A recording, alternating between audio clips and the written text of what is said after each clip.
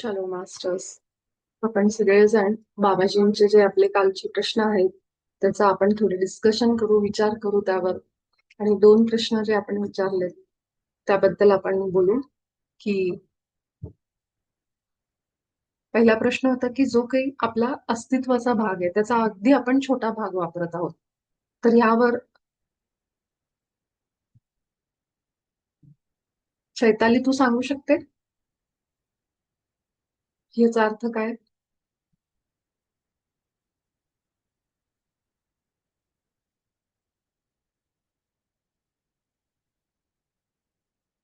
चैताली.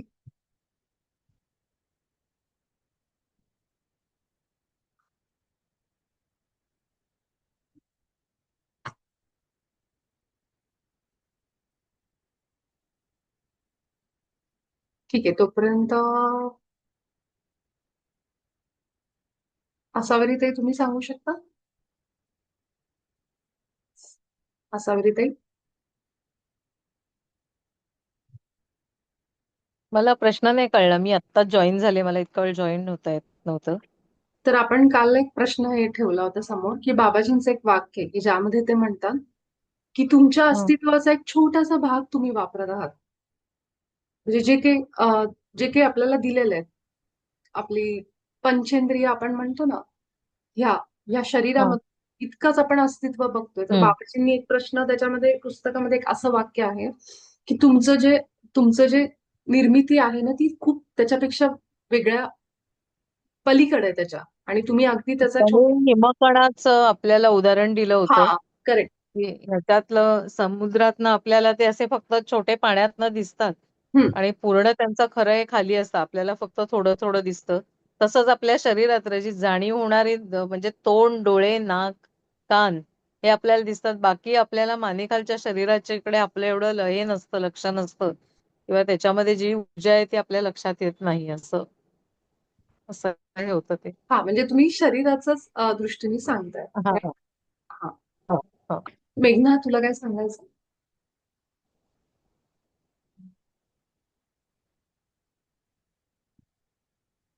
मेघना, आवाज येत नाहीये तुझा. आवाज येत नाहीये. आता येतोय आता हा, येतोय आता आता येतो बोल. वाक्य असं होतं की ईश्वराने जे काही निर्माण केलंय त्याचा छोटा भाग तुम्ही वापरताय, असं आय थिंक ते एक्झॅक्ट वाक्य होतं. तर दोन पार्ट केले, आपलं शरीर आणि आपल्या शरीराबाहेरची जी काही सृष्टी आहे ती. आता शरीराबाहेरची सृष्टी तर हे आपले पंचमहाभूत आहेत 5 जण. तर त्याच्यापैकी पण आपण खूप कमी, आता समज अग्नी वणवा, म्हणजे मला जे वाटतं ते मी सांगते. हम्म. अग्नी किती मोठ्या प्रकारे असू शकतो हे आपण जेव्हा जंगलात वणवा लागतो तेव्हा कळतं की त्याची किती ताकद आहे. पण त्याच्यापैकी छोटासाच भाग आपल्या जठराग्नीमध्ये, अगदी त्याचं रूप छोटंसं असतं जे आपल्या जठरामध्ये असतं. तो एक झालं. तसंच पाण्याचं आहे. समुद्र केवढे महान, उपसागर म्हणजे सॉरी पॅसिफिक ओशन वगैरे किती मोठे मोठे ओशन्स आहेत आपल्या पूर्ण पृथ्वी तलावर, पण आपण अगदी छोटासा भाग वापरतोय. सेम तसं भूमातेचं, आपल्या मालकीची खरं तर जमीनच नसते, गावात असते तेवढीच असते. तर ते एक झालं. आणि इवन पोकळी पोकळी पण आपल्या शरीरामध्ये, जर आकाश जे पंचमहाभूत तत्वापैकी एक आहे, तर ती पोकळी केवढी मोठी आहे वरती. पण आपल्या शरीरामध्ये प्रत्येक अवयवामध्ये छोटी छोटीच पोकळी आहे. आणि मी असं कुठेतरी वाचलं होतं की आपल्या शरीरातली पोकळी म्हणजे पण मन. मन हा त्या पोकळीचा एक भाग आहे असं मी कुठेतरी वाचलं होतं, पण ते पण त्या पोकळीच्या मानाने छोटंसंच आहे. तर असं हे झालं बाहेरच्या सृष्टीपैकी. आपल्या शरीराच्या आतमध्ये जी पंचेंद्रिय दिलेली आहेत ते पण आपण पूर्णपणे नाही वापरत, कारण असं म्हणतात की आपले कान आणि नाक हे ॲनिमल्स पेक्षा कमी सुधारलेले आहेत, म्हणजे जास्त डेव्हलप नाहीये. जे ॲनिमलमध्ये खूप जास्त प्रमाणात डेव्हलप आहेत. तर मला असं वाटतं आपण आपलं शरीर पण तेवढं माहिती नाहीये आतमध्ये काय आहे, पूर्णपणे वापरत नाही. इव्हन आपण आपले ब्रेन पूर्णपणे वापरत नाही, खूप कमी पर्सेंटेज वापरतो. हार्टमध्ये पण काही फिलिंग्स आहेत, कम्प्लिटली बाहेर येत नाहीत. आता बघ मोबाईलमध्ये पण स्माइली वापरतो, म्हणजे आताच्या जनरेशनला ना ते इमोशन्स पण कम्प्लिटली बाहेर नाही काढता येत, ते करेक्ट. स्माइलीमध्येच बोलतात. असं मी त्याचं इंटरप्रिटेशन केलेलं आहे एवढ्या एवढ्या प्रमाणावर. खूप छान. I just love your interpretation की तुझे ज्या पद्धतीने विचार केलास ना तो खूप छान विचार केला. तू ते सृष्टीला स्वतःशी कनेक्ट केला. And that is how we suppose हो. To live. We are coexisting with the nature. आपण जे आहोत ना ते सगळ्या प्राणी पक्षी सगळ्यांसोबत आपण एकत्रपणाने बघितलं पाहिजे. कारण हे जे बाबाजी सांगतायत ह्या वाक्यामध्ये खूप गहन अर्थ आहे. ह्याचा विचार जर आपण केला ना, की जसं की चंद्रावर ह्या ग्रहांवर जाण्यासाठी जे जे जे वापरलं गेलं सायंटिस्ट लोकांकडून, ते कशामुळे वापरलं गेलं की त्या चौकटीच्या बाहेर जाऊन त्यांनी विचार केला. नाही तर आपण आजही फक्त केवळ पृथ्वीपुरतेच मर्यादित राहिलो असतो. तर आज आपण जे वेगवेगळी शोध आणि संशोधनं बघतोय ती मानवी मेंदूचा किंवा चेतनेचा विस्तार झाल्यामुळे, की कुणीतरी पहिला तो विचार डोक्यात आणला आणि त्या आणला तर फक्त अरे इट जस्ट अ थॉट, हे असं कधी होऊ शकतं का की आपण चंद्रावर जाऊ. पण तो विचार असा येऊन गेला तर दॅट पर्सन हॅज सॉ that dream and executed. So त्याच्यासाठी हॅट्स ऑफ की जो पहिला विचार त्याच्या डोक्यात आला आणि त्यांनी हे विचार केला. आता पुढे जाऊन बाबाजी ना पुढच्या धड्यांमध्ये आपल्याला आईन्स्टाईन बद्दल पण एक बोलणार आहेत. तर मी सांगते की बाबाजींनी ना युनिफाईड म्हणजे ह्या पुस्तकामध्ये एक सांगितलंय वाक्य की अल्बर्ट आईन्स्टाईन जो होता, म्हणजे मी आता एक थोडं त्याच्याबद्दल बोलते की अल्बर्ट आईन्स्टाईन जो होता तर त्यांनी ना युनिफाईड नावाची एक थेरी सुरू केली होती. त्याचं म्हणणं असं होतं की गुरुत्वाकर्षण शक्ती, ज्याला आपण आता पृथ्वीवर ग्रॅव्हिटेशनल फोर्स म्हणतो, गुरुत्वाकर्षण जे सगळं खाली पडतं खालच्या दिशेने पृथ्वीच्या दिशेने, म्हणून आपण आज बसलोत ना तर हवेत तरंगत असलो असतो. तर ही शक्ती आणि इलेक्ट्रोमॅग्नेटिक शक्ती म्हणजे काय, विद्युत चुंबकीय. तर त्याचं म्हणणं असं होतं आईन्स्टाईनचं की ह्या दोन्ही शक्ती एकाच अवकाशातून स्पेसमधूनच निर्माण झालेल्या आहेत. म्हणजे जसं गुरुत्वाकर्षण स्पेसमधून खालच्या दिशेने सगळं पृथ्वीच्या दिशेने ते तर ठीक आहे, पण त्याचं म्हणणं असं होतं की विद्युत चुंबकीय शक्ती इलेक्ट्रोमॅग्नेटिक फोर्स हे सुद्धा त्या अवकाशातून स्पेसमधूनच निर्माण झालेलं आणि ते कुठेतरी दोन्ही पण एकमेकांना युनिफाय होतात. म्हणजे एकत्र एकत्र त्यांचं काहीतरी कनेक्शन आहे. हे सिद्ध करायला त्या माणसानी साधारण मरेपर्यंत त्याच्यावर प्रयोग करत होता तो बिचारा. पण त्याच्यामध्ये त्याला यश मिळालं नाही आणि पुढे ते काहीतरी क्वांटम मेकॅनिक्सचा काहीतरी पार्ट होता जो त्याला सिद्ध करता आला नाही. पण ह्याचा उल्लेख आपल्या युनिफाईड पुस्तकामध्ये आहे की ज्याला आईन्स्टाईननी एकीकृत असं क्षेत्र म्हणलंय. म्हणजे ग्रॅव्हिटेशनल फोर्स आणि विद्युत चुंबकीय शक्ती, त्याचं म्हणणं होतं की एका कुठल्या तरी क्षेत्रामध्ये येऊन मिळतात, ते एकच आहेत, एकाच ह्याला कनेक्टेड आहेत, असं त्याचं सांगणं होतं. म्हणून बाबाजींनी पुढच्या धड्यामध्ये सांगितलंय की आपण सगळे मानव, आपण सगळेजण कुठेतरी एका ठिकाणी मिळतो. हे आहे आपलं सबकॉन्शियस माइंड. हे आपलं जे सबकॉन्शियस सगळ्यांचं एकत्र आहे. म्हणून असं होतं याचं उत्तर की तुम्ही मला म्हणायचं ना की आज आमच्या मनात हे चालू होतं, तू त्याच्यावर कशी काय बोललीस. तर हे बोलण्याचं कारण हे होतं की आपण सगळेजण त्या सबकॉन्शियस माइंडनी एका एका जागेमध्ये भेटतो. तिथं तिच्या मनात काय चाललंय, गायत्री त्यांच्या मनात काय चाललंय, चैतालीच्या मनात काय चाललंय, हे सगळं एकमेकांना कळतं. फक्त ते कुठल्या रूपाने येतात, विचारांच्या रूपाने.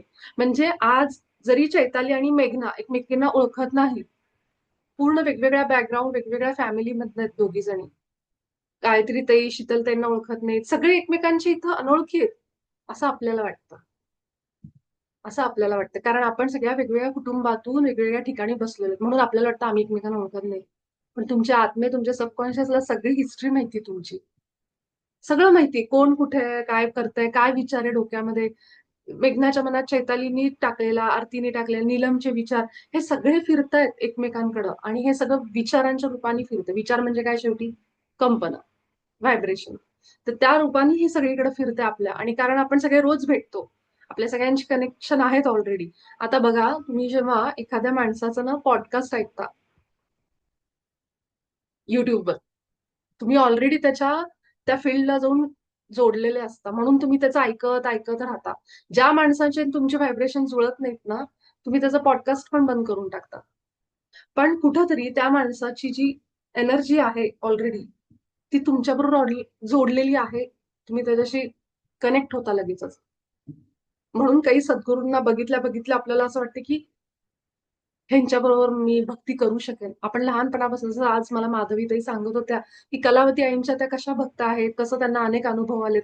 तर हे काही त्यांचं ह्या जन्माचं नाहीये आईंची साधना, ही मागच्या अनेक जन्मातून आलेली. या जन्मात आल्यावर फक्त अरे मला ह्यांच्याकडे का ओढ वाटतेय, का आकर्षण? मग घरातले कुणीतरी घेऊन जातात, चल त्यांच्या घरामध्ये ती परंपरा असते, तू ह्या यांचं कर, कारण आम्ही यांचं, मग स्वामींचं आपण करतो, गजानन. तर हे सगळ्या एनर्जीनी आपण ऑलरेडी त्यांच्याशी जोडलेले असतो, फक्त येतो आणि पुन्हा एकदा जागे होतो. तर ह्याला आईन्स्टाईनने असं सांगितलंय त्याच्या युनिफाईड थेअरीमध्ये, आणि त्या माणसांनी मरेपर्यंत त्याच्यावर प्रयत्न केले हे सगळं करायचं, की आपण सगळे एका कुठल्या तरी एका क्षेत्रामध्ये एकीकृत आहोत, एक आहोत, आपण एकच आहोत तत्व हे सांगायला, म्हणजे त्या पद्धतीने विचार करायला गेलं तर. म्हणून बाबाजींच्या युनिफाईड पुस्तकामध्ये ह्याचा उल्लेख आहे.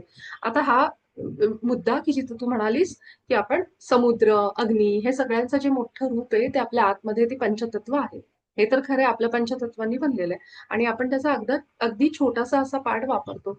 तर हे म्हणण्यामागं कारण असं आहे की आपल्याला अजून अनेक गोष्टी माहित नाहीयेत. आपण अजून त्या निद्रा अवस्थेत आहोत. आपल्याला अजून बऱ्याचशा गोष्टी दिसत नाहीत. आपल्याला दिसतंय की माझं घर, माझं जॉबचं ठिकाण, आणि मला पाहिजे असलेल्या माझ्या इच्छा आणि वासना, आणि त्या कशा पूर्ण करता येईल ह्याच्या मागे आपण आहोत. पण त्या पूर्ण करण्यासाठी आपल्याकडे अनेक शक्ती आतमध्ये आहेत. जसं की आपले विचार भूतकाळात जातात. ही पण मोठी गोष्ट आहे. विचार करा, उद्या जर ईश्वराने मनात आणलं, आपण एक काम करू, आता सगळ्या माणसांचे भूतकाळ बंद करून टाकू, ब्लॉक करून टाकू. सगळ्यांची विस्मरण व्हायला पाहिजे. कोणाला काल काय खाल्लं तेही आठवणार नाही आपल्याला. पूर्वीचं तर सोडा, की पूर्वीचं झालेलं सगळं, पण ज्या वाईट आठवणी त्या तर जातीलच, पण चांगल्या आठवणीही निघून जातील आपल्या स्मरणामधून. असं बघा, कितीतरी लोकांचं असं होतं ना, त्यांची स्मरणशक्ती गेलेली असती. ते कुठं पण त्यांना नाही आठवत त्या गोष्टी. म्हातारपण आल्यानंतर वगैरे अशा बऱ्याचशा गोष्टी होतात, की त्यांना आठवतच नाही. त्यावेळेस त्यांनी सगळं जे जगलंय ना, ते संपलं त्यांच्या डोक्यात. किती अवघड आयुष्य झालंय, म्हणजे की जे आपण चांगले अनुभव घेतले आपल्या लोकांबरोबर, ते पण त्यांना आठवत नाही. मग ही चेतना आपली जी भूतकाळात पण जाऊ शकते, काय झालंय, काय काय प्रसंग आहेत, हे सगळे अनुभव करू शकते. आता तिला भविष्य काळात पण एंट्री आहे, पण ते आपल्याला जमत नाही. तर ही सगळी शक्ती, याबद्दल बाबाजी बोलतात, की तुम्ही केवळ इतकाच भाग बघताय अस्तित्वाचा. जर आपण डोळे मिटून ध्यानाला बसलो रोजच्या रोज, आपल्याला थर्ड आय मध्ये हे दिसलं, ते दिसलं, हे सगळं काय आहे? हे आपल्या सिलॅबसमध्ये नाहीये, पण आपण बघतोय. आपला सिलॅबस काय? सकाळी उठणे, रोज उठणे, देवाच्या पाया पडणे, त्याला प्रार्थना करणे, मला हे दे, ते दे म्हणणे, आणि स्वतःला कमी लेखत बसणे, की मला काहीच हे नाही. हा आपला सिलॅबस आहे. पण आपण सिलॅबसच्या बाहेर कधी बघायला लागतो? जेव्हा आपण ध्यान करायला लागतो. मग आपल्या शक्ती आपल्याला कळतात. अरे इच्छा, मला तर हे जसं चैतालीने टाकलं, की मला मेडिटेशन करताना हे दिसले. हे दिसणं म्हणजे जे तिला दिसलं मेडिटेशनमध्ये, काळे ढग दिसणं, तिच्या जवळ असलेले, हे सगळं काय आहे? हे सगळं दिसणं म्हणजे काय? लोक याला म्हणतात, अरे तुझं भ्रम असेल. हा भ्रम नाहीये. हे जे सेन्सेस आपण वापरतो, जसं तू म्हणालीस, की आपण प्राण्यांना ह्याला त्याला ते सेन्सेस जास्त प्रमाणात आहेत.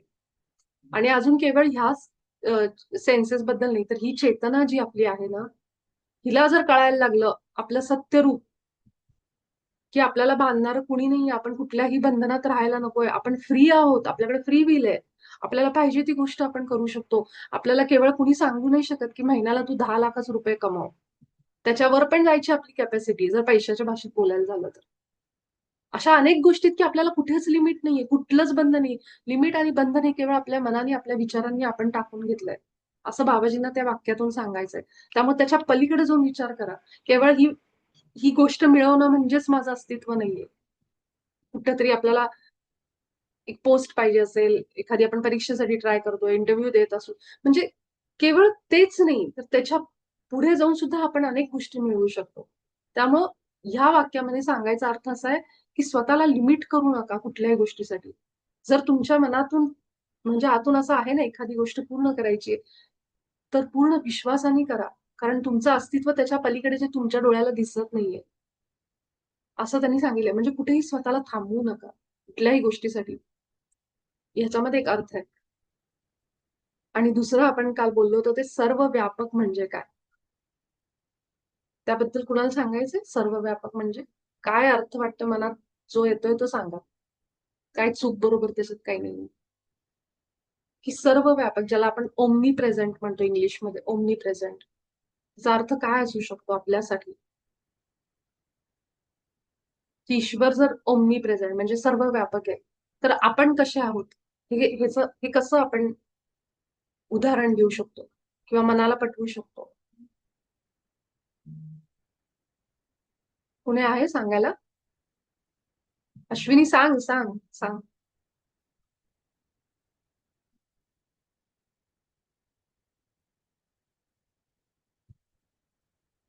अनम्यूट कर आणि सांग. ओमनी प्रेझेंट म्हणजे सगळीकडे आहे आणि तरी आपण असं सांगू नाही शकत की इथे आहे. लाईक तसा हवा सगळीकडे आहे, बट तुम्ही असं प्रूव्ह करून दाखवू शकत नाही की इथे आहे. बट ओमनी प्रेझेंट इज तू म्हणजे म्हणतीस सगळीकडे आहे काही इन अंशी शॉर्ट. बरोबर आहे, सगळीकडे आहे, पण सगळीकडे आहेच म्हणजे ओमनीप्रेझेंट म्हणजे सर्व व्यापक आहे. आपण म्हणतो ईश्वर, आपण म्हणतो ना हा कणा, जसं भक्त प्रल्हादानी त्या खांबामध्ये हे करून हा दाखवलं की माझा ईश्वर ह्याच्यात आहे.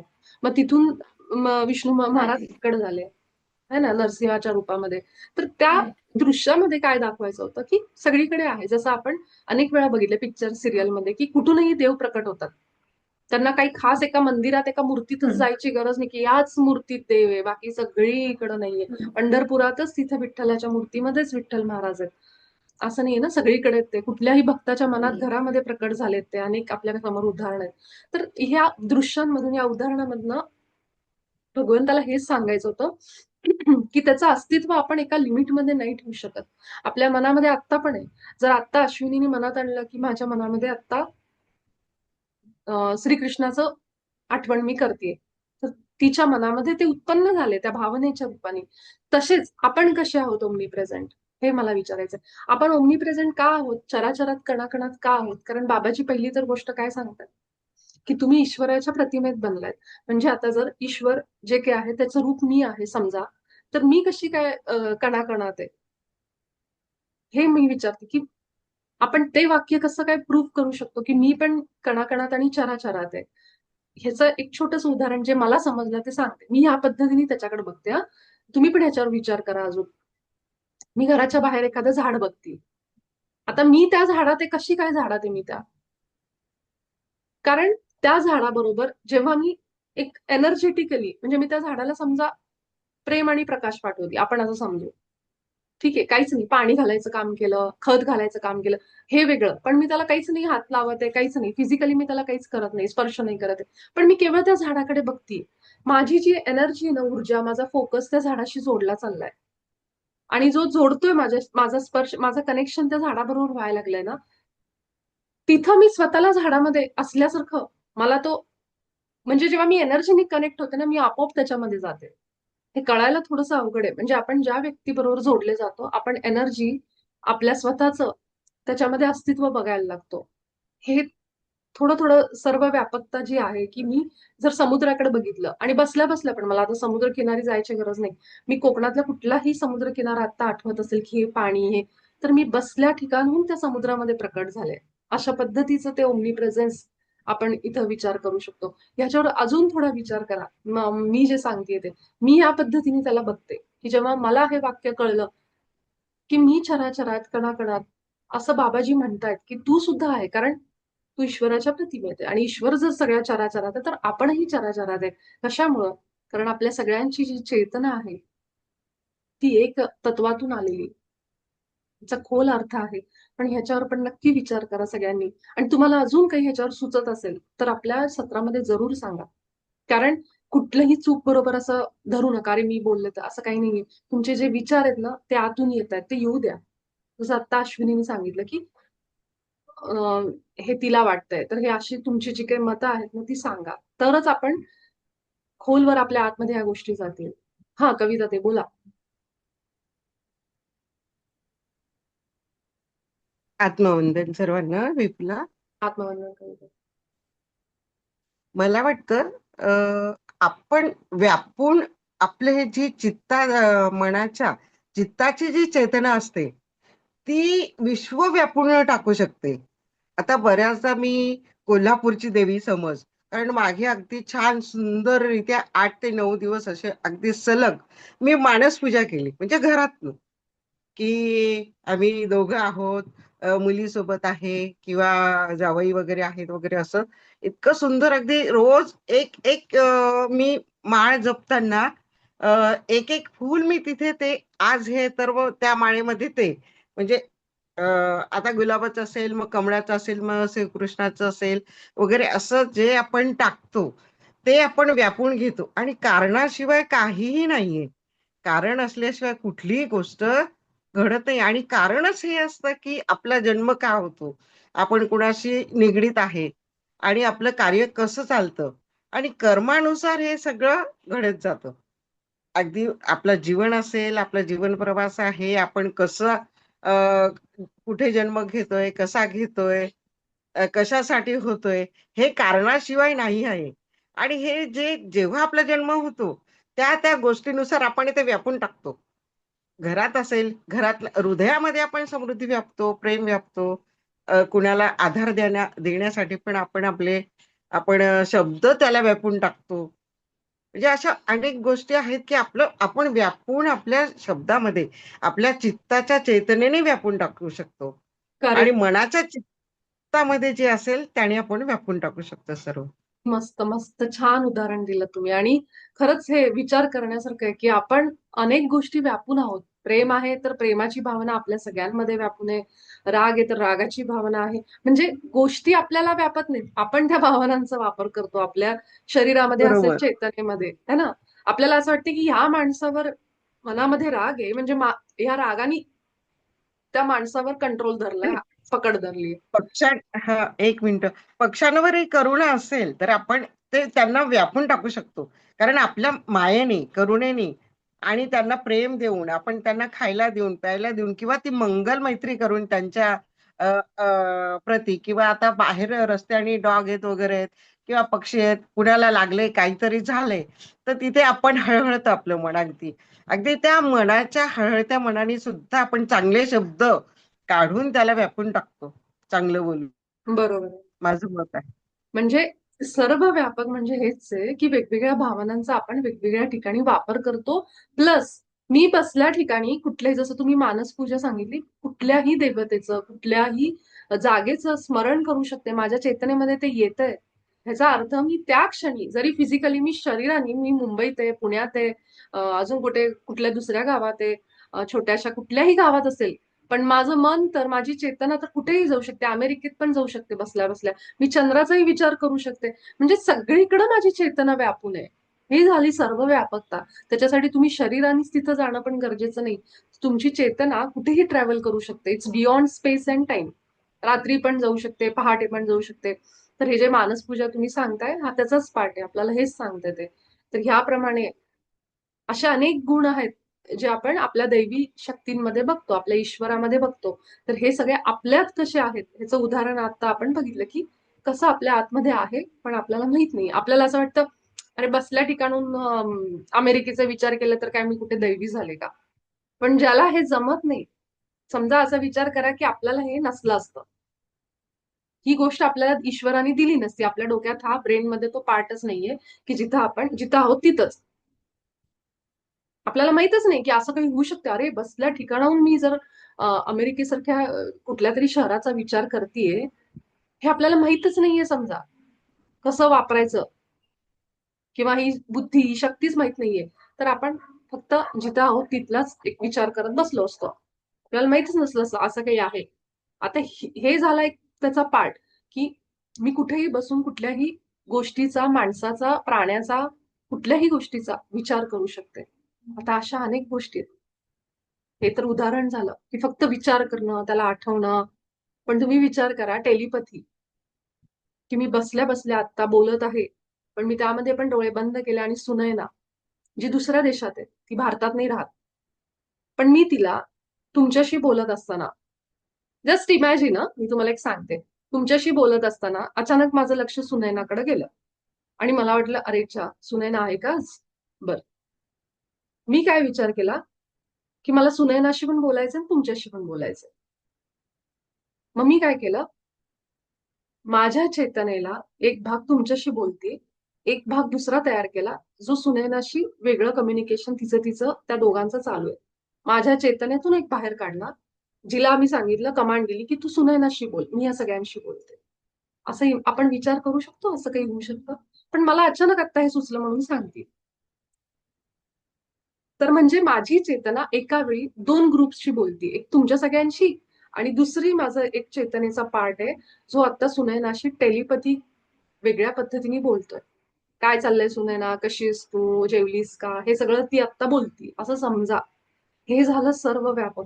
म्हणजे की ज्याला ज्याला लिमिटच नाही कुठल्याही रूपाने, कुठल्याही पद्धतीने आपण हे इमॅजिन करू शकतो. आता मी तुमच्याशी बोलते, पण माझं एक रूप आहे, ज्याला मी सांगितलं, कमांड दिली, की तू आता ध्यानाला बस, की ध्यानाची वेळ आहे तुझी. आणि माझीच एक दुसरं प्रोजेक्शन, माझंच एक दुसरं चेतनेचा भाग, माझं रूप आता ध्यान करते डोळे मिटून, आणि मी एक तुमच्याशी बोलते, डुप्लिकेट. पण ते डुप्लिकेट कसं?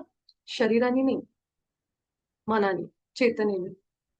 हे झालं सर्व व्यापक, म्हणजे की ज्याला लिमिट नाही. आपण जितकं कल्पना करू, जितक्या, आणि हेच असतात मल्टी डायमेन्शन मध्ये येतात, की एका डायमेन्शन मध्ये कुठेतरी, कुठल्या तरी युनिव्हर्स मध्ये मी माझ्या एका रूपाला ध्यानाला बसवलंय, आणि बाकी एक रूप जे आहे इथं फिजिकली, ते तुमच्याशी बोलते. असं होऊ शकतं? मला नाही माहिती होऊ शकतं का नाही, पण हे इमॅजिनेशन आहे माझं, ही माझी कल्पना आहे. आणि हे म्हणजे की मी सर्व व्यापक जर आहे, तर मी पाहिजे तिथं जाऊ शकते, आणि पाहिजे ते करू शकते, आणि पाहिजे तो विचार करू शकते. ही आपली शक्ती आहे, जे आपल्याला माहित नाहीये. आपल्याला असं वाटतं हे तर नॉर्मल आहे, रुटीन आहे, कुणीही विचार करू शकतं. पण ज्याला ह्याची कल्पनाच नाहीये, त्याच्यासाठी हे नवीन आहे ना. त्याला ऐकल्यावर वाटेल, अरे असं होऊ शकतं का, की तू इथं आमच्याशी पण बोलती आणि एका ठिकाणी ध्यानाला पण बसली. का नाही होऊ शकत? जर माझ्याकडे ती शक्ती आहे इमॅजिन करायची, तर तसं होऊ पण शकत असेल, कुणास ठाऊक. तर हे सगळ्या ज्या गोष्टी आहेत ना, ज्या आपल्या कल्पनेच्या बाहेर आहेत, जसं मानस पूजा, हे पण कुणीतरी शोधून काढलं असेल, की बसल्या ठिकाणाहून मंदिरात खूप गर्दी असेल, चला आपण त्या देवाला आपल्या मनातनच फुलं वाहू, मनातनच त्याची आरती करू, मनातून त्याच्या उदबत्ती उवाळू. हे पण कुणाला तरी सुचलं असेल, कुठल्या तरी चेतनेमध्ये, बुद्धीत तो विचार आलाय, आणि ते करून बघितलं त्यांनी. कोणी ऋषीमुनी असतील माहित नाही, विपुला, पण हे हा बोला मी ना. हॅलो हे मी कुठेही आजपर्यंत ऐकलं नाही, पण हे माझ्या मनातून जे येत असतं ना, ते त्यावेळेला मी करत असते. आणि हे आपलं कसं आहे ना, मनच कारक आहे. मन जिकडे आपल्याला सांगेल, आणि हे शरीर, आपले इंद्रिय पूर्ण अगदी मनावर अवलंबून आहेत. पूर्ण इंद्रिय आपले जे आहेत, पाच इंद्रिय आहेत, डोळे आहे, नाक आहे, कान आहे, जिव्हा आहे, आणि शरीराला स्पर्श आहे, हे मनाचे कारक आहेत. आणि मला असं म्हणजे अगदी मनातून जेव्हा जेव्हा जसं सुचेल तसं मी अगदी, मला तिथे मी तेव्हा जेव्हा मानस पूजा केली ती 8 दिवस लगातार, तर मी अगदी असं तिथे बसून, आम्ही सगळे तिथे बसून आहोत, आणि छान फुलांचा सडा वगैरे सगळीकडे असा प्रसन्नतेने दिसतो वगैरे, टाकणं, किंवा एक एक फुल ते वाहताना तो मंत्र जपणं, हे माझंच. मी हे कुठे ऐकलेलं नाही अजून तरी. तेच सांगते ना, की तुम्ही सर्व व्यापक आहात, म्हणून हे तुम्हाला सुचलं आणि तुम्ही ते केलं. आणि साक्षात देवी, आता ही लोक ज्यांना चालता येत नाही, शरीराने काहीतरी प्रॉब्लेम आहे, उठता येत नाही, म्हातारपणी अगदी डेथ बेडवर आलेत, म्हणजे काय, अगदी आता झोपून अवस्था आली, आता कधी मरण येईल, अशा अवस्थेमधली लोक आहेत. त्यांनी काय करायचं? कुठल्या मंदिरात जायचं आणि कुठे रांगेत उभं राहायचं? मग असंच कुणाला तरी, हे माहित नाही कुणाच्या पहिल्यांदा हे चेतनेमध्ये आलं, कॉन्शियस मध्ये आलं, मला माहित नाही, हे खरंच ह्याची बॅकग्राऊंड माहित नाहीये. पण एक सांगते, की मानवी मेंदू किंवा आपली चेतना काय अलौकिक आहे, अद्भुत आहे, की काहीही विचार करू शकते. आणि जो काही विचार येईल ना आपल्या मनामध्ये, तो व्हॅलिड आहे. त्याला चूक म्हणणारं कोणी नाहीये. का? कारण आपण ईश्वरी प्रतिमेत बनलोय. आपल्याला सगळं काही व्हॅलिड आहे आपल्यासाठी. आपल्याला लिमिटेशन नाहीये. लिमिटेशन माझे म्हणायचे, असं कुठे असतंय का? मानस पूजा केली म्हणजे झालं का? हे सगळे आपले लिमिटेशन आहेत. पण ज्या अर्थी तो माझ्या मेंदूमध्ये, चेतनेमध्ये हा विचार आलाय, त्या अर्थी तो दैवी विचार आहे. त्याशिवाय का उगाच माझ्या डोक्यात हा विचार आला. त्यामुळे सर्व व्यापकता म्हणजे आपण चराचरात व्यापून आहोत. कुठल्याही, आपण जे स्पर्श हे ते सगळे घेतलेत ना अनुभव. आता सुद्धा बसल्या बसल्या थंड पाण्याचा धबधबा, मी म्हणलं इमॅजिन करा, तुम्हाला असं थंड जाणवेल एकदम. तर ती फिलिंग, तो अनुभव तुम्ही ऑलरेडी घेतलेला आहे. तो बसल्या ठिकाणाहून तुम्ही त्या फिलिंग मध्ये जाता. हा तर त्याचा अजून एक छोटा पार्ट आहे, मी जे सांगते ते. अशा अनेक गोष्टी आहेत ज्या आपण कल्पना करू शकतो. अरे, माझ्यासारखे 7 जण, आपण म्हणतो 7 लोक असतात पृथ्वीवर एकाच माणसासारखे, अरे खरंच असले तर काय? किंवा अजून अशा अनेक आहेत गोष्टी, ज्या आपण आपल्या कल्पनेतून विचार बाहेर टाकू शकतो, ज्या अद्भुत आहेत. त्याला जादू म्हणलं तरी हरकत नाही. पण हेच सर्व व्यापकता आहे. आणि ह्याच्या मागे अजून बराचसा त्याचा अर्थ असेलही. पण मी जसं ह्याच्याकडे बघते, ते मी तुम्हाला सांगितलं आणि तुमचे विचार पण ऐकून घेतले. आणि यावर पण विचार करा की सर्व व्यापकता हे बाबाजींनी लिहिलेलं आहे. तर काहीतरी तथ्य आहे त्याच्यामध्ये. It's not nonsense. ह्याच्यात सेन्स आहे. It's sensible. आणि हे करून, हे ऐकून काहीतरी लोकांनी प्रयोग करून आपल्या आयुष्यात बदल केला असेल. म्हणून तर हे प्रॅक्टिकल गायडन्स आहे. तर जेव्हा आपण हे विश्वास आत टाकायला लागतो ना, तेव्हाच आपण ह्या गोष्टी आपल्या आयुष्यात उतरवू शकतो. ज्याला विश्वास नाही, तो कधीच हे करू शकणार नाही. त्याचं आयुष्य जिथं आज तसं आहे तसंच आहे. पण द पर्सन हू बिलीव्हज इट, जो त्याला पूर्णपणे रोजच्या आयुष्यात आणेल विश्वास ठेवून, त्याचंच आयुष्य बदलणार. तर ह्यामुळे आपण बाबाजींना अनेक अनेक आभार व्यक्त करू. तुमच्या सगळ्यांचे अनेक आभार. आणि आपण सगळेजण भेटू उद्याच्या सत्रात. उद्या आपण केवळ ध्यान घेणार आहोत 40 मिनिटं. So thank you so much. Thank you तुमच्या सगळ्या उत्तरांबद्दल, मतांबद्दल. हे खूप गरजेचं आहे. थँक्यू. भेटू आपण उद्याच्या सत्रात.